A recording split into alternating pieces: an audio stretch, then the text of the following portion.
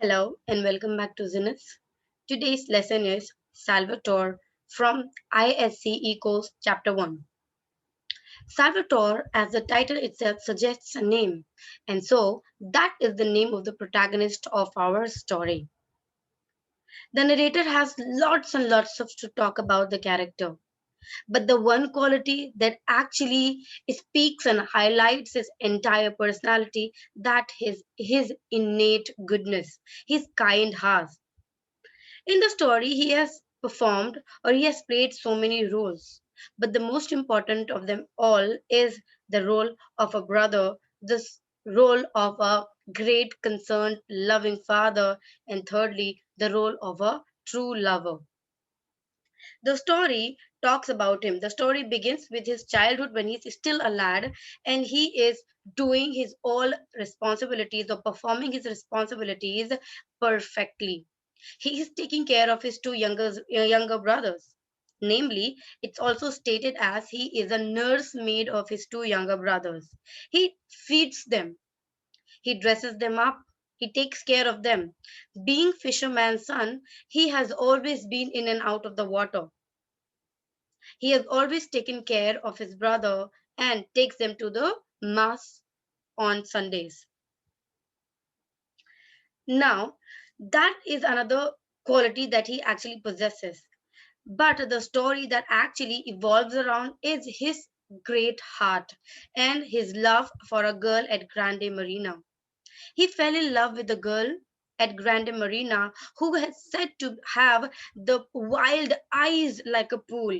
She carries herself like the daughter of Caesar, as in, she carries herself like a princess. She was absolutely beautiful. And as the story proceeds further, the narrator discloses that they were affianced. They were supposed to get married, but they could not get married until or unless Salvatore has done his military service. He has done his military service. For that, he chose Sir Emmanuel Navy. For that, he had to travel out of his island. For the very first time he has ever been out of his island, away from his family, especially far away from the girl who owned his heart. He has traveled so many places, right? Namely Spezia, Venice, Bali, China. When he landed in China, he was diagnosed with a very stern disease, rheumatism. Later, doctors rendered him unfit to his services. The boy was longing from very long to unite with his family and unite with the girl he loves. And finally, he got the chance to do that. He was not at all worried about this strange disease. Nothing bothered him. Why? Because he was excited to meet the girl of his life, right? And after a while, after serving some months into a hospital, he returned back to the island. His eyes were constantly looking for the girl. She was about to receive him. He wrote a letter for her in his broken handwriting and broken English. When he was still on the boat, supposed to reach on the yacht, on the deck, he saw group of people waiting and waving their hands to him. But his eyes were only looking for the girl, but he did not find her there. After meeting his family, spending little time with them, he asked his mother, "Where is the girl? Why she didn't come to receive me?" He had lots of questions running into his head. They were madly in love. How come she forgot? He even wrote a letter to her. And so he decided to go find out what was the wrong and what actually happened to her. So he traveled to the girl's place. He found the girl sitting at the door with her mother. They both were talking, they both were giggling. When he met the girl, when he saw her, he decided to confront, he decided to ask her what was wrong. Did she get his letter? So that is what he did. He asked the girl, "Where were you? I was waiting for you. I thought that you would come to receive me." The girl looked at her mother and came up with a straightforward answer. That is, I did not come because I did not want to come, because I have nothing to do with you. He said, didn't you get my letter? I have been writing consistently to you. The girl said, of course I got your letter. And the news of your incurable disease. You are not manly enough now to serve me and my family in future. You won't be able to work really hard. We are fishermen. Our entire life depends upon the labor we actually do in the boat. Fishing, bringing the fishes back, then going to the market and selling fishes. People spend their days and days into the water. And I don't think so you are capable enough of it now. The boy returned back with his broken heart to his mother. And that's where he knew that his family already knew that the family of the girl had denied the marriage.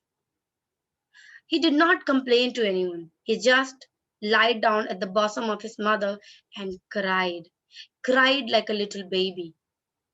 But that was not the end of the life. Life has to move on. And so that is what he did. He started taking of his brother, and he also started going to the church as normally. Moving forward, when the story concludes further, we find out that one day when his mother returns back from the church, she says that, have you heard of the girl named Asanta? He says, I don't think so, I have. He says, she has a proposal for you. She has asked my permission to marry you. What do you think?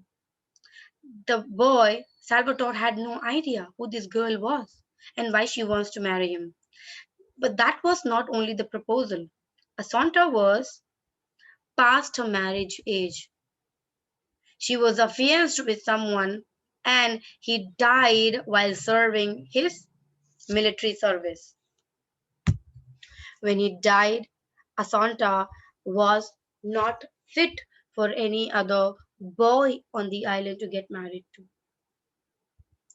Asanta had some money. She offered to buy him a little boat and also a rented little hut in a vineyard.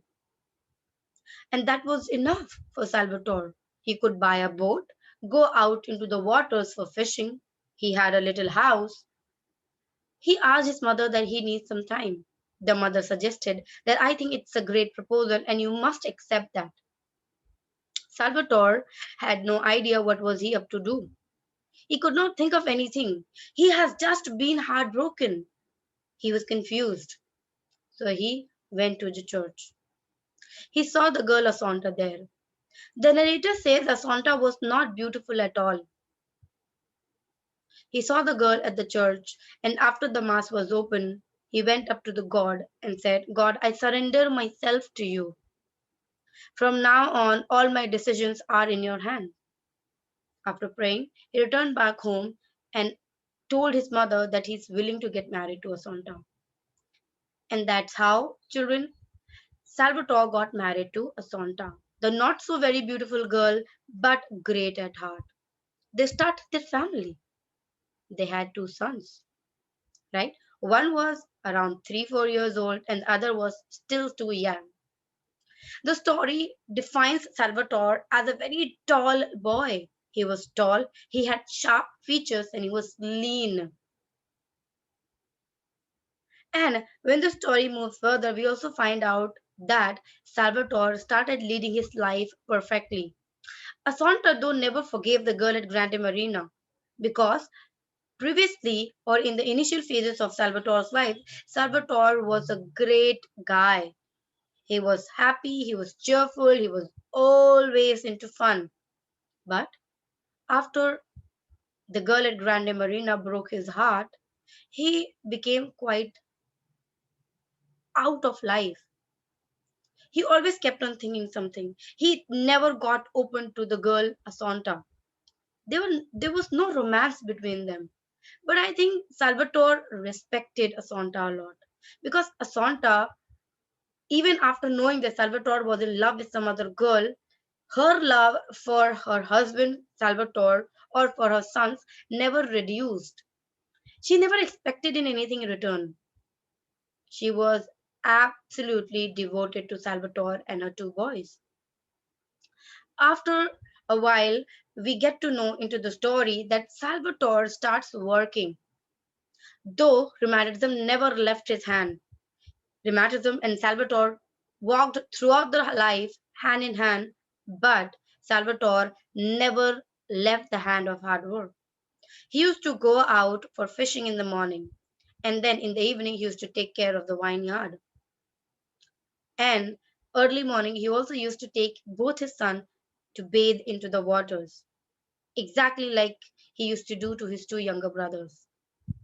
He was now an angel in the life of his two sons. He started his new life away from all his personal problem and issues he was going through.